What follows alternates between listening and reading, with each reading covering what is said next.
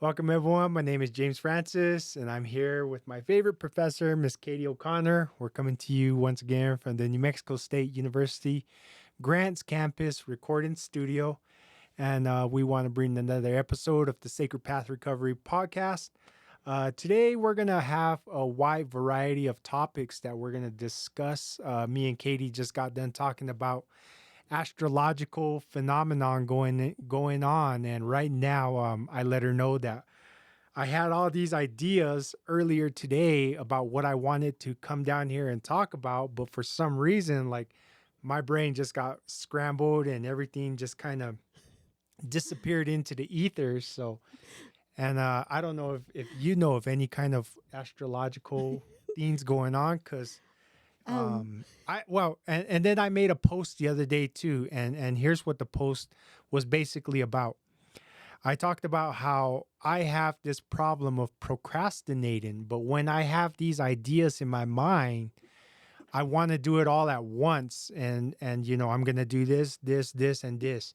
And the logical, clear-minded thinking person would say, well, okay, well, let me just do this first and then focus on this next and this next. But me, if it's in terms of like applications or registering for something, I'll be like, I'm gonna do it all at once, and something's got to go through out of all these. And then as I guess some kind of joke from creator and the universe, they all happen all at once, so I'm stuck with all these like options of what I'm gonna do. But yeah, so that's my dilemma right now. But we're welcoming you guys here, and we're happy to be here with another podcast. yeah, welcome in.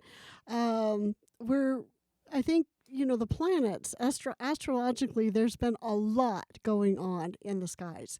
And I am not an astrologer, but I can tell you that certain aspects really do influence the behavior of human beings. They've even studied this and found that, during a full moon, the percentage of people admitted into the ER is higher than any other time On full moons. on full Yep. moons.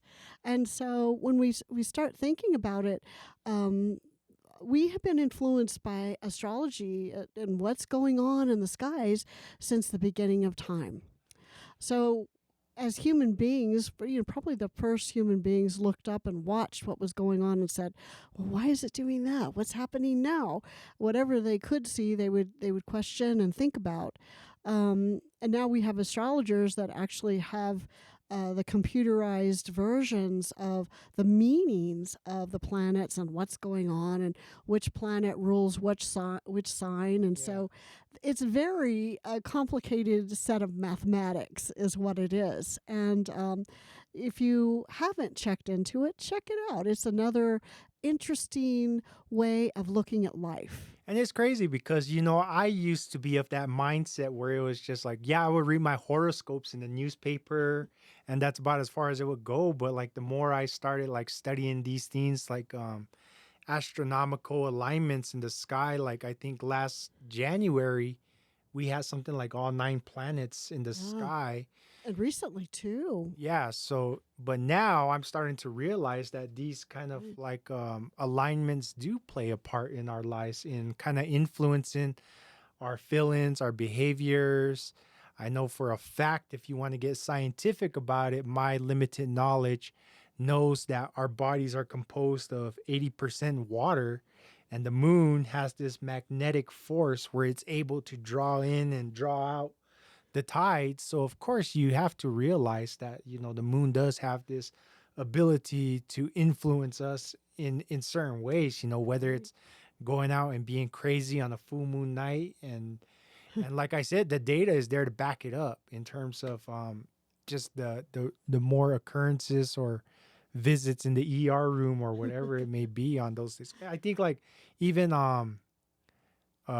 ladies going into labor, isn't Going that into like labor, something yeah, too? that there's all kinds of things that we can be influenced by. And so, again, you have to kind of know a little bit about astrology, know when you were born and what time you were born and things like that. And going to someone that knows that and can put it, into computer and find out exactly what was in the sky at the time you were born. Yeah.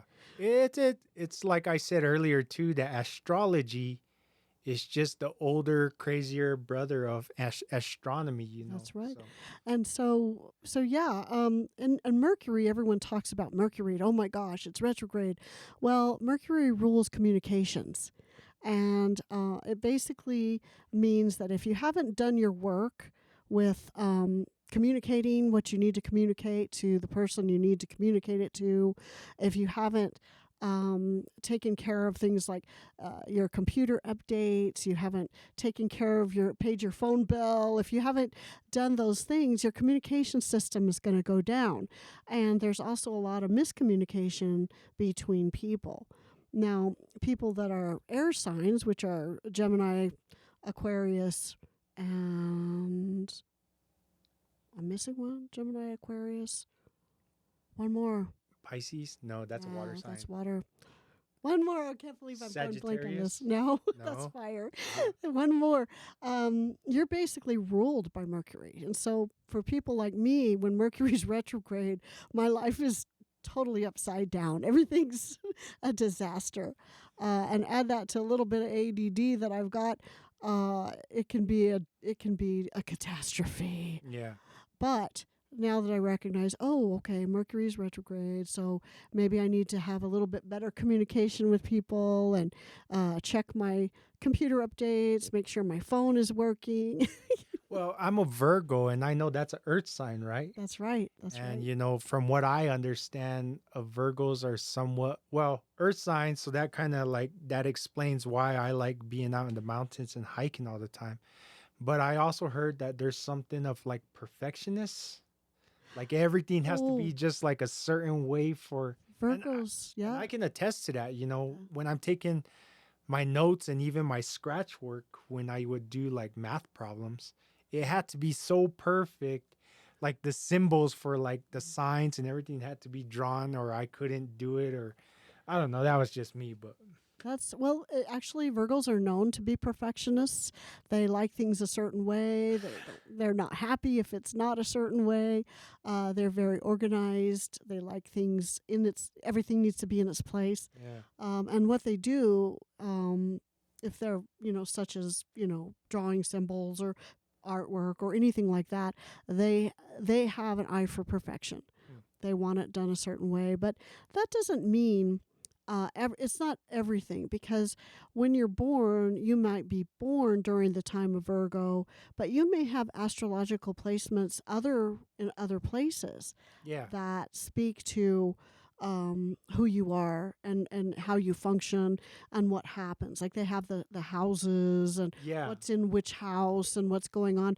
And those houses are different aspects of life. And so if you have, say, a Sagittarius placement in a certain house, it has a certain meaning. And unless you've really delved into astrology, you may not know those things or understand those ideas. But when you start looking at how it influences your own life, you're like, oh, this is why this is going on, or this is yeah. why I feel this way. And when you recognize it, you can say, okay, let's get centered, let's get balanced, let's get grounded, let's calm down and work through whatever it is. We can face it. And I believe it. And here's another good example is because like 2 weeks ago on a Saturday, I went for a nice little cruise. Everything was going nice, nice and good. And all of a sudden, my vehicle gave out, and I ran. And then here I am trying to like automatically, like, you know, I guess our human nature is to like kind of like rewind and like, well, what did I do wrong? What caused this? You know, we try to find the meaning of this kind of like bad luck, I guess it is. But the nearest thing that I could come up with was the astronomical alignment. That's when like you were saying that all the planets. This was in February though, so I know it wasn't when all the planets were in the sky. But It's really easy to chalk things up to, oh, bad luck or yeah, the planetary alignments or whatever, but it comes down to there really is no bad luck. yeah, I mean, it feels like it, but the truth of the matter is everything happens for you. it's easy to say, oh, the universe is against me Yeah. and everything's a catastrophe, but the truth of the matter is we only grow through a lot of we grow through our fear, we grow through catastrophes, we grow through adversity. If Y- everything was easy and happy and unicorns and rainbows, Oh yeah. we wouldn't do anything. We would just sit there Yeah. and just enjoy it, but we only grow through that adversity. So we have relationships to go through, we have careers to grow through, we have daily life to grow through, Hmm. we have all of these things placed before us that we view as barriers, obstacles. But the truth is they're there to help you. Just like an addiction. And I'm going to say Hmm. that straight out, because somebody that's gone through addiction feels like, oh, that was a horrible thing. It was a horrible thing in my life. And yes, it was. And yet you can walk through those things and come out the other side and be better for it. Oh, definitely. So I guess we'll try to tie in now to the steps that I was talking about. I recently had the opportunity to go down to Las Cruces last week for the Justice and Revolutionary Thought Conference, where I had the ability to give a presentation to more people about what the Wellbrighty program is all about. And I basically got to share how the Wellbrighty program that we're working within the community that I come from is working to help people reconnect with these kind of lost values, these values that our elders taught us about respect, about love, and it's going to give us that ability to work these steps and tie them around these traditional cultural values that we have. Um, One of the things that I realized and that was taught to me by the founder, Mr. Don Coyes, who started the Wellbrighty program in 1988, one of his talks on YouTube, he talks about the 12 steps, and he says, well, if you take all those 12 steps and place them in a circle, and really and look at what they are, the values of honesty, which is step one. Step two is hope. Step three is faith, and so on. If you place them in a circle, all these values are exactly what our elders and our parents and our grandparents, they taught us growing up. So we shouldn't have such a hard time accepting these kind of things, even if we're not struggling with alcoholism or drug addiction. But we can make this a part of who we are as individuals and applying these things in our life. But it just takes that awareness of being aware of, am I doing this? Am I doing what's right? Or am I doing what's wrong, and catching yourself? I had the bad habit of being able to look the other way in my addiction when I would go down these roads of chaos, and allow myself to get sidetracked numerous times. And but basically that's what the Wellbrighty program is all about. Because it was the Justice and Revolutionary Thought Conference, I tried to tie in the history of how our people got into this kind of stage of chaos, this chaos that was caused by displacement, by the colonization. Unfortunately, we have a terrible history in the Southwest. From the very get go, we had the conquistadors who came into the Southwest in the 1400s, and the first thing they did was try to oppress our people, oppress our religion, and enslave us. And since then, we've been in this constant struggle with European influences and our own communities doing the best we can to hold on to what we have in terms of our culture, in terms of our language, in terms of our own ceremonies and beliefs. And it's an ongoing struggle that's carried on through the years, and now more than ever, it's scary for me because I know that, one of the things that a lot of our community is worried about is our language. And also what I talked about in terms of our culture is that loss of identity. that loss of self identity and a connection to our cultural values and our beliefs. Because unfortunately, for me, I never was really fluent in my language. I'm working on becoming fluent right now, and it's hard. But one of the things that I think a lot of people from my generation and the younger generation struggle with is this loss of cultural values, and it's this loss of identity, unfortunately, that leads individuals into using alcohol and drugs as a coping mechanism. Right. Right. We were talking about how we want to disassociate ourselves from these kind of things, That's right. and we turn to drugs to do this, and it's Right. an ongoing cycle that we struggle with. Yeah, a lot of times addictions begin when you're trying to escape. You're trying to escape your thoughts, your emotions. Hmm. Maybe you're trying to stop remembering a trauma or escape the memory of a trauma or the past. And so a lot of times people begin an addiction uh, with an idea of escaping, of numbing out the pain, not having to feel that, or basically escape the body. And we tend to uh, we aim to escape, and we disconnect. And when we disconnect from the body, we disconnect from the emotions. When we're just in the addiction, we're not thinking about other people. We're really not thinking about our traumas. We're trying to escape them. And so a lot of coming out of addiction is about grounding yourself in your body, becoming aware of every emotion and valuing those emotions. A lot of times in our society in general, emotions are disregarded as something, something that no one should have, that we should only be in the realm of thought and thinking. And yet we're feeling beings, and we need to be able to feel our emotions and own them. And yes, sometimes we have to cry. Sometimes we have to rage. Sometimes we have to let those emotions out and deal with them. But dealing with them is the path to recovery. It's the path for healing.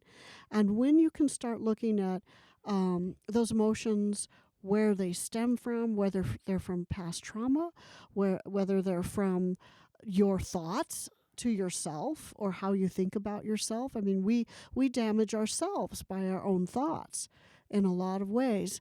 And if we have a community wound, such as people being oppressed or enslaved, that wound will come up in that culture, and it almost re-traumatizes you every day. And so part of getting the healing, part of healing yourself is also healing your community. It goes hand in hand. And it's very, very important that we're not just people out here, individuals, doing our own thing and not affecting other people. We are all interconnected. And what one person does, it affects another. Hmm. And so when we talk about healing ourselves, we are in fact talking about healing everyone else at the same time.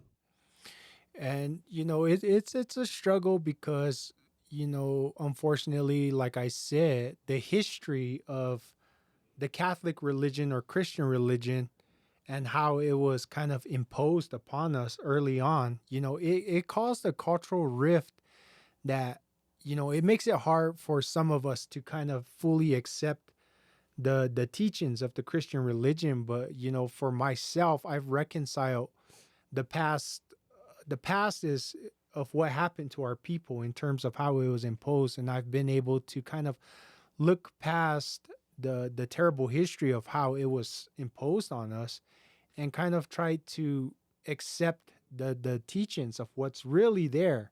Unfortunately, I've said it before that certain religions have been abused, they've been radicalized, they've been manipulated by individuals and certain not organizations, but what's the word I'm looking for, I don't know. Uh, well, yeah, like organizations, and they've manipulated these things in order to give themselves power over the masses, you know. Right, right. And there are so many wonderful spiritual religions. There's so many religions. And if we go back through time, every culture around the world had their own beliefs and values and their own spirituality. And at one time, maybe, a religion was imposed on each and every one of them. Um, and so part of the waking up process in recovery is figuring out who you are. Who are you in as a person? Who are you as an individual? Who are you in a community? If you exist within a family, who are you within the family? And what are those spiritual beliefs that go along with who you are? And coming back to those and looking at those. Now you don't have to accept one way over another. Hmm. I say it all the time. Science and spirituality can go hand in hand. It doesn't have to be this or that. These things can all exist simultaneously alongside each other. And if you can look at that and say, okay, well, sometimes the beliefs are the same, it's the languaging around the beliefs that are different. Yeah. It's how people speak about things that make the difference.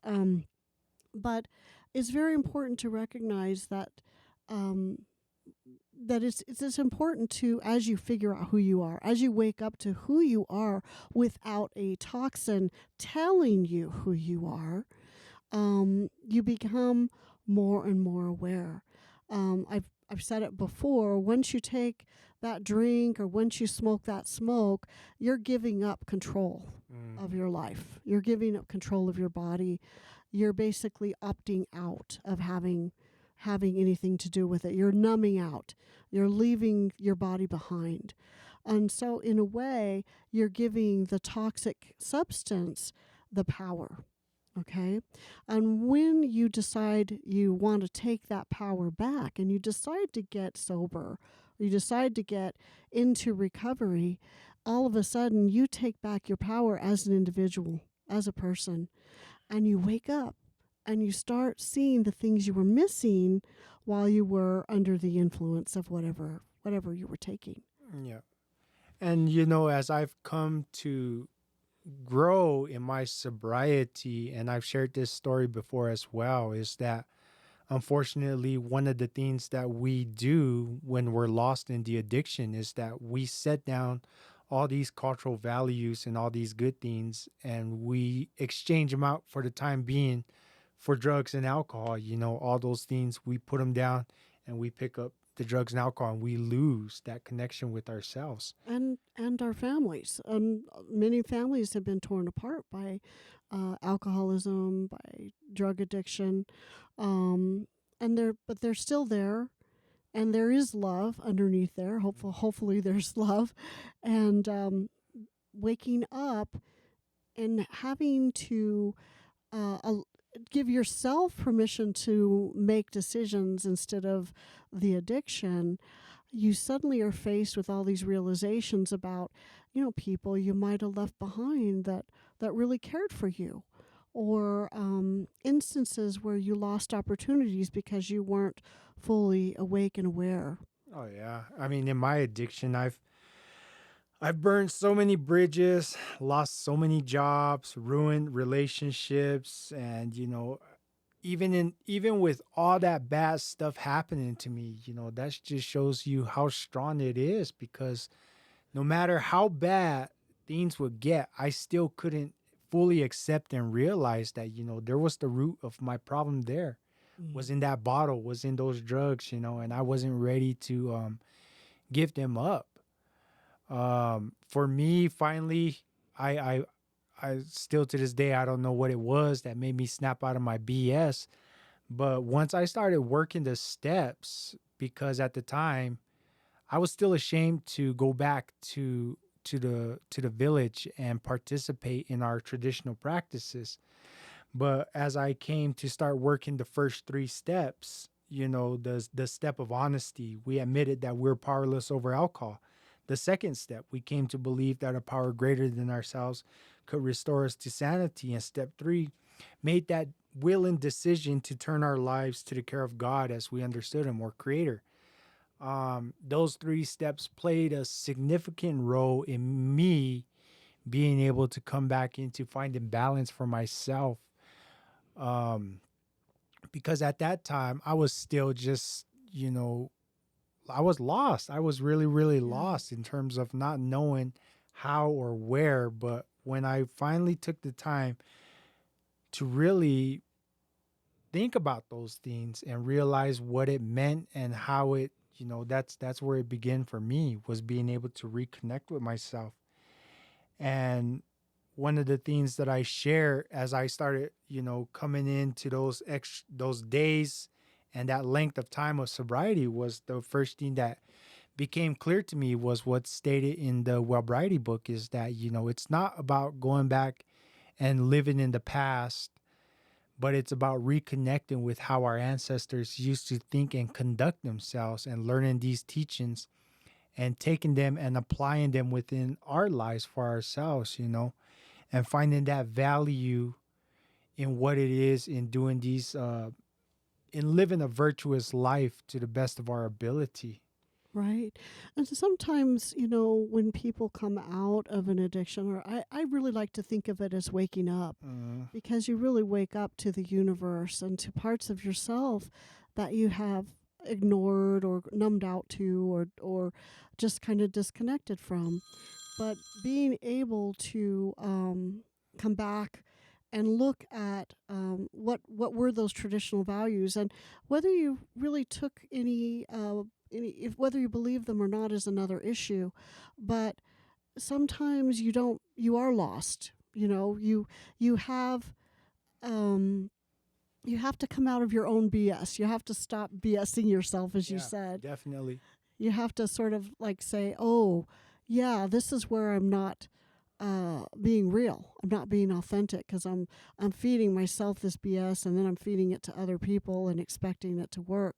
But once you stop that and you start acknowledging, I'm lost, I don't know where I'm at, I don't know what to do, I don't know what path to follow, the Wellbriety or the AA, any of those groups, NA, all of those systems are put forth to give you a path. This is why we like to call this the sacred path, Hmm. because when you step on the path, there are people there that can say, here, here are the tenets of this program. Here's our beliefs, and these are the steps to follow to get yourself through recovery.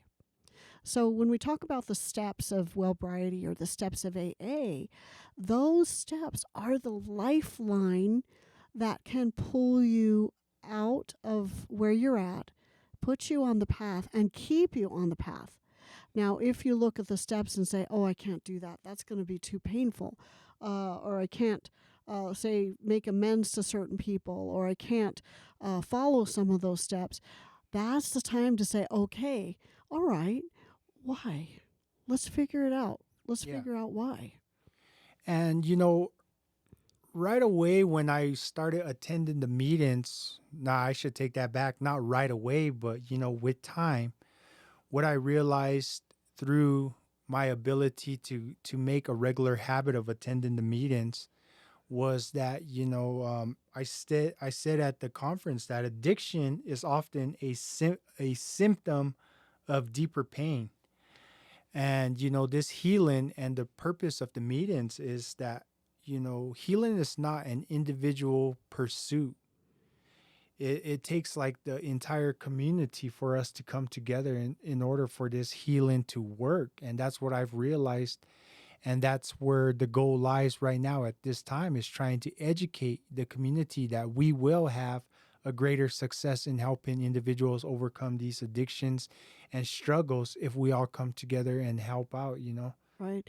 And coming together and having those ceremonies, or having those events that pull people in, that help them understand that they're not alone, that that there's a lot of people on the path and that everyone can help each other is really important.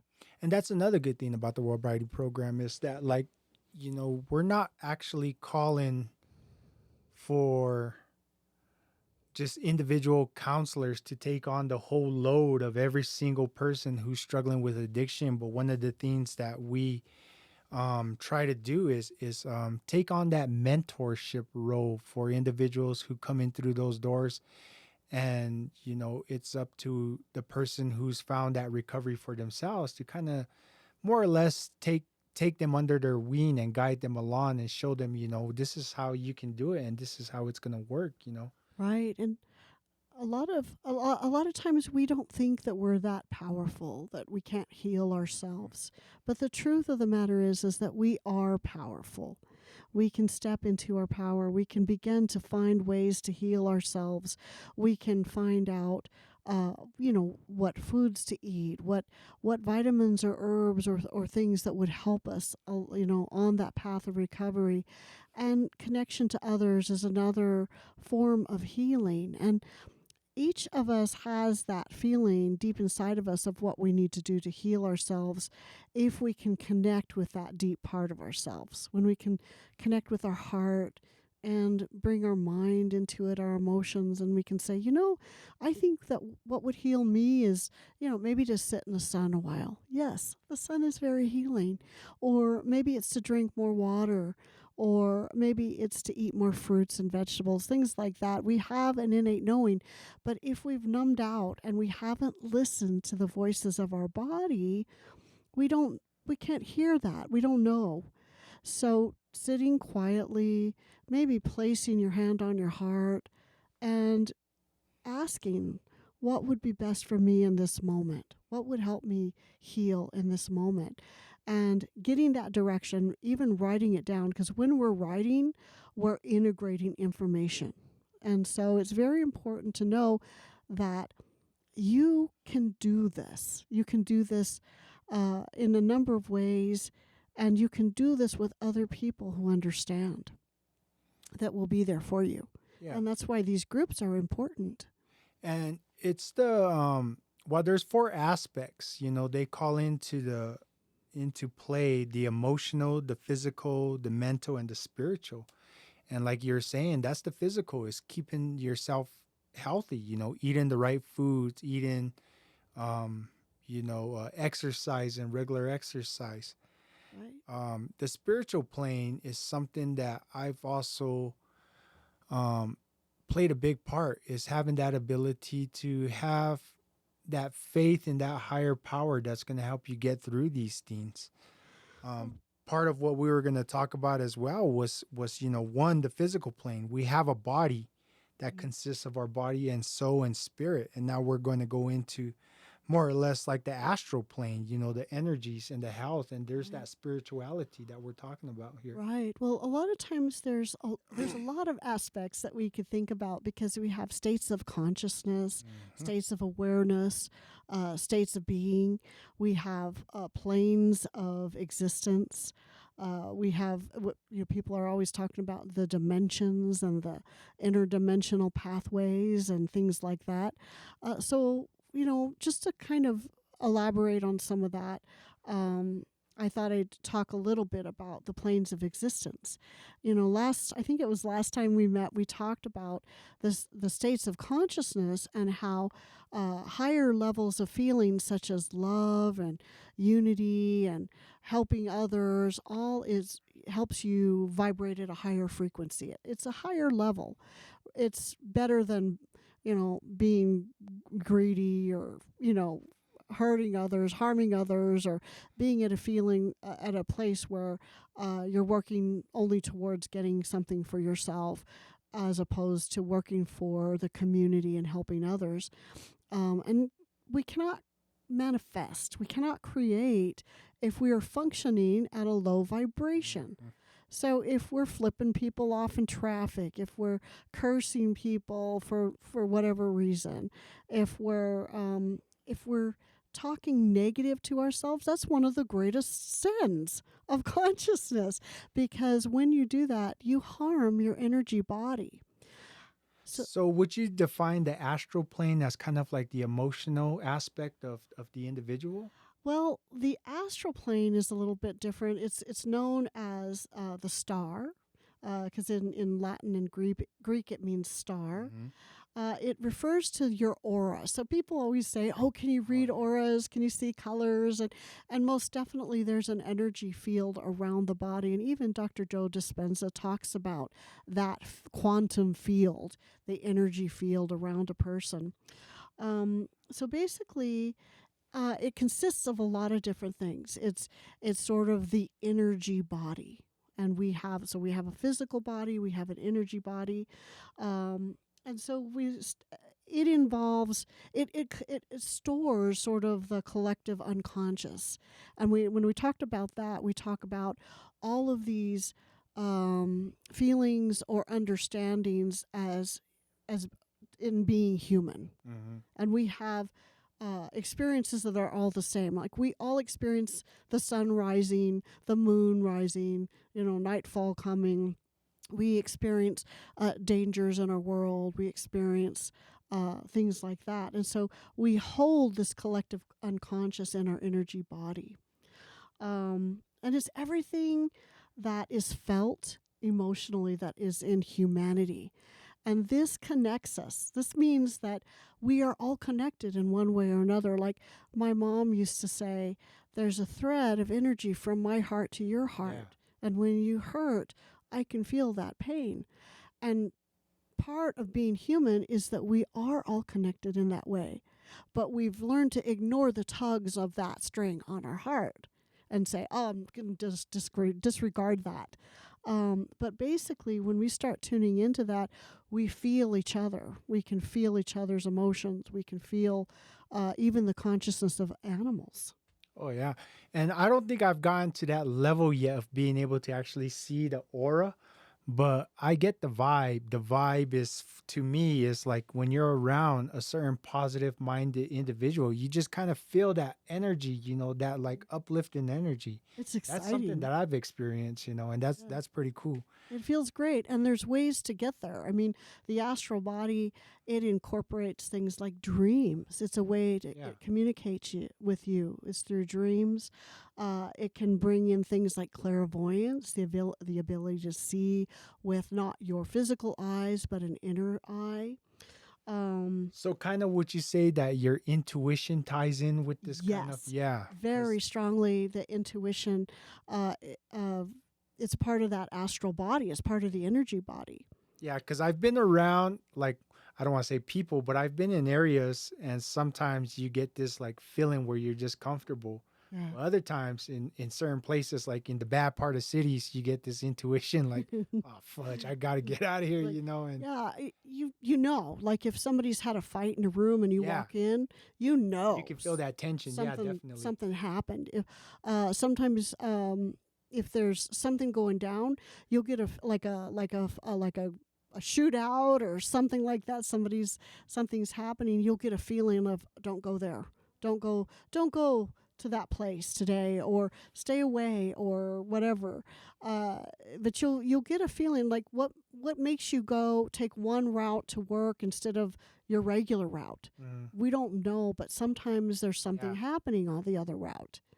And we know this intuitively, but our mind tends to override it and say, oh no, that makes no sense. I'm going to take the yeah. regular route. That little bit of doubt, huh? That little bit of doubt. Yeah. So yeah, there's a lot to the astral body. And then we got the mental plane. It says where thoughts appear. The Mhm. personality exists here and can consist of higher or lower levels of energy, That's right. unresolved emotions, unfulfilled dreams, distorted beliefs and mindsets is where, they reside. And I think my problem is that I overthink things sometimes, Right, right. Sometimes like we said, it's just that little bit of doubt that Yeah. that makes you hesitate when you should just automatically without a doubt just take that action of doing what you know is gonna Right, right. We tend to get caught in these cycles of thought. and it'll go around and around and around and around. It'll drive you crazy if you really Uh-huh. listen to it. There's times when we do that. We tend to ruminate on something over and over. Yeah. That's what ruminate means, is to experience it over and over again. And so basically, in the spiritual world, in the spiritual landscape, the mind is something smaller than the heart. I mean, it's important, it's needed, and yet, really, your feeling body is much more important. It has more relevance as to what's going on. And there's a lot of people that are very much in their head. You can always tell, Yeah. Yeah. and a lot of times those people can't get out of that. They're kind of stuck. But once you're able to kind of go above that, or go around your mind, or put your mind at rest for a while, and allow the ideas of feelings to come in to inform you, you start to realize maybe that feeling, that emotional part of me, is wiser than my mind. Hmm. And so I know that the Heart Math Institute, when they started looking at it, they were like, wow, there's cells in the heart that exist only in the brain. So, in other cultures, I believe in the Chinese culture and Asian cultures, they believe that the heart is the seat of knowing, not the brain.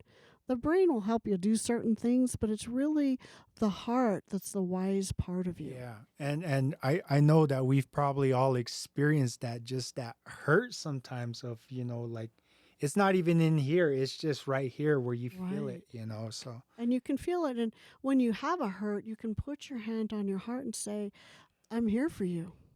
I'm here for you. yep. You know, tell me about it and see what your heart has to say. I've written whole whole papers on what my heart had to say as opposed to what my head had to say. Yeah. So it's important that as you become metacognitive and you start thinking about your thinking, you also become uh, emotionally cognitive and realize what is coming from your heart. Like, what are the feelings and emotions that are informing you that you've disregarded or Hmm. forgotten about. I like that. I like this, the unresolved emotions. And I think that in recovery, making amends, well, I know for a fact that making amends plays a big part in a recovery program, because that's basically what it is. If you don't make those amends to people that you've wronged in the past, then you're left with those unresolved emotions. You're left with this kind of like I guess curiosity, or kind of like this bad feeling that weighs you down sometimes, because I still have that feeling. I still have people out there that I got to make amends to, and unfortunately I have some people that I'm going to be unable to make amends to because Oh. they're gone now, and that hurts. And even if someone has passed, you or they're just not in your area, you can always make amends to them. And it it may not feel the same as going to them face Yeah. to face, but you can, again, you go to them, you bring up an image of them or a picture of them in your mind's eye, and you basically say, so and so, from my heart to your heart, I want to ask your forgiveness. I want to apologize. I want to make amends to you for the things that happened. And if we think about it, there's things, we all have things in our lives, things where an incident happened and somebody got hurt, or you got hurt, or they got hurt, and you just walked away, and nobody talked after that. Yeah. And that unresolved emotion is like a heavy weight Definitely. that you carry on your back.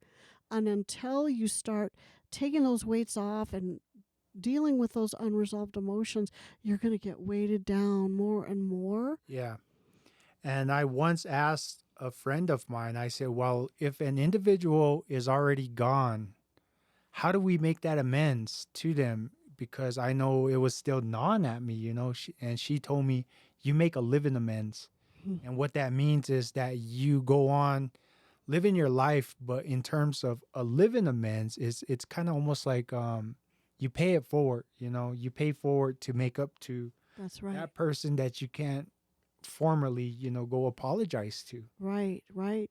Yeah, you reach out, you again, you start instead of acting from those unresolved emotions. And I'd like to say those unresolved emotions, not only are they like heavy weights upon you, but they can cause you to start acting from that shadow, Yeah. from those that fear or that anger or that pain, and you start maybe acting in a way that isn't at a higher vibration. It isn't out of love. It can be acting out of anger or grief. And we don't want that.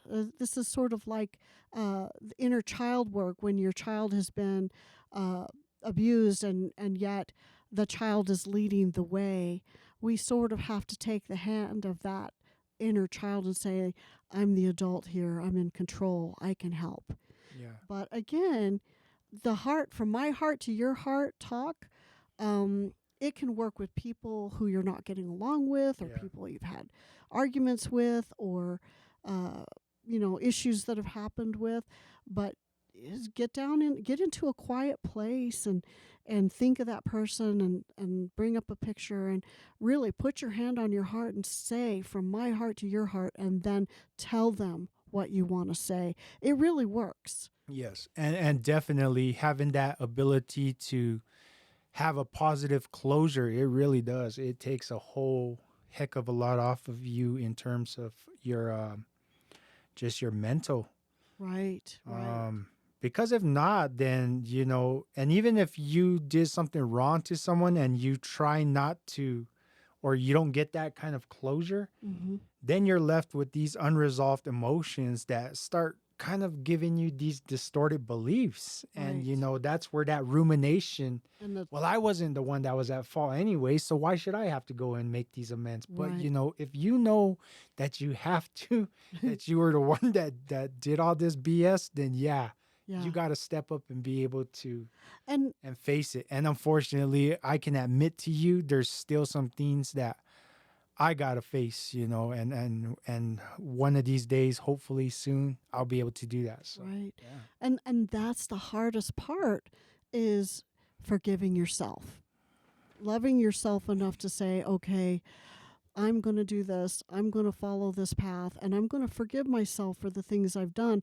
Now, whether I can get forgiveness from other people, I don't know, yeah, but you got to try. You got to do it. It's like walking through that fear. You can't grow, you can't evolve until you do that, until you walk through those fears and deal with those issues. and you got to be ready to accept that sometimes, there's that possibility that people aren't ready to forgive you, or maybe even worse, they're not just ever gonna be able to forgive you. But Right. And in that case, you say, okay, I've I done my did the best. best, Yeah. and I'll go my separate way and they go theirs. Hmm. And you just let it lie until the issue surfaces back comes back up to the surface. And when it does, you'll know, because all of a sudden you'll have memories of this or that person, and all of a sudden you'll be like, okay, maybe I need to try again, or this person may come back into my life somehow. Yeah. So next we got the causal level. Yeah, now the causal level is the place where things can happen. There's manifestation that can happen, but it begins with a more abstract thought process, where basically, um, So let me interrupt you real quick. Would you say that this ties in somewhat to the fourth law of the Wabrighty, that it's preceded by a vision? sometimes, yes, yeah, sometimes you get a memory or a vision or a synchronicity, or something will happen, and all of a sudden, that person or that issue is back Yeah. again. And so when it's supposed to come, it will come. When you're in recovery and you're following your path, you do your best. You go to the next amends, you do the next step, you keep going. And if someone doesn't take your amends, okay, well, you just let it go, and you wish, that healing happens for everybody, and you just keep on your path. But when that person is ready, they'll come back. Hmm. Something will happen to bring that person back into your life. that goes back into the law of reaction, right? For every action, there's As a reaction. an Yeah. equal reaction in the same way. It's that pendulum swing. Right, For right. everything that we put into it, it's going to come back to us. It says here that Plato called it the world of ideas and theosophy. Theosophy? Yeah. Theosophy. Theosophy. Also, he called it the world of the soul. Only a few people are conscious on the causal level. Hmm. In humans who are still very unconscious on the spiritual plane, the causal body, along with its aura, extends only about 1 meter from the physical body. The person who resides here is very enlightened and deep in the spiritual universe. Right. And that's sort of the last step. So they're not like on the mental plane where they're, oh, this and that and the other, and watching this, watching what's going on television and getting angry and getting reactive. Yeah, They're more into the realm of, wow, what if we did this? Would it provide food for the world? Or, yeah, how do we get, like Tesla was probably there with the idea of creating energy where no one would have to pay for electric, or, those kinds of ideas.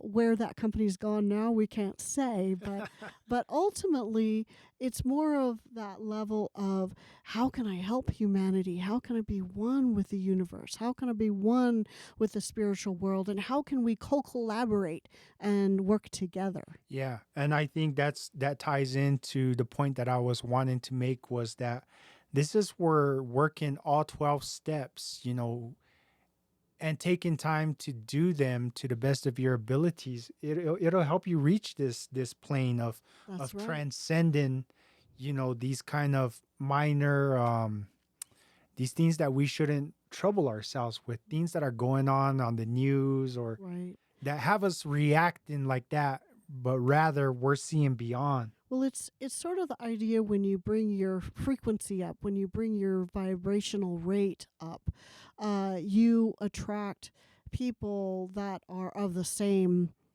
vibration. Yeah. And so when you're at a, what we call a lower vibration, so you're functioning at hate and anger and greed and those kinds of things, selfishness, what happens is that's what you attract to you. You attract that. You attract what you are. So if you're out there shining love and light, guess what? You're going to attract love and light. And so this is, kind of the law of correspondence, Yeah. where, you attract whatever you put out. And so the idea is, if you want, love, or you want unity, or you want wealth or prosperity, it will come into your life in some way or manner. And that's pretty much how I finished off my presentation. Was I was stating to them that by embracing our traditions, reclaiming our identities, and lifting each other up, we can break this cycle of trauma, these traumas of addiction, these other kind of struggles that we have within our community, and start kind of seeing these visions of wellness for ourselves and for others as well. And, that's the vision that I have in my mind right now, because it's a struggle and it's a challenge. And I'm not going to lie. Sometimes I feel like, just like taking a break. I don't want to say quit. I don't ever want to say that I'm going to quit. But, sometimes we have this ability to kind of get overwhelmed.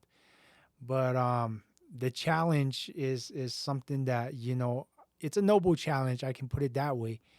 And, for what I see in my mind of what I want to make, um, I want to do it. It's just that's the only way I can put it right now, is I want to do this, and this is what's driving me at this point in time, to not want to not quit, but to do the Right. best I can. Well, you're transcending those lower vibrations. You're transcending the addiction. You're transcending the toxicity of it in your body.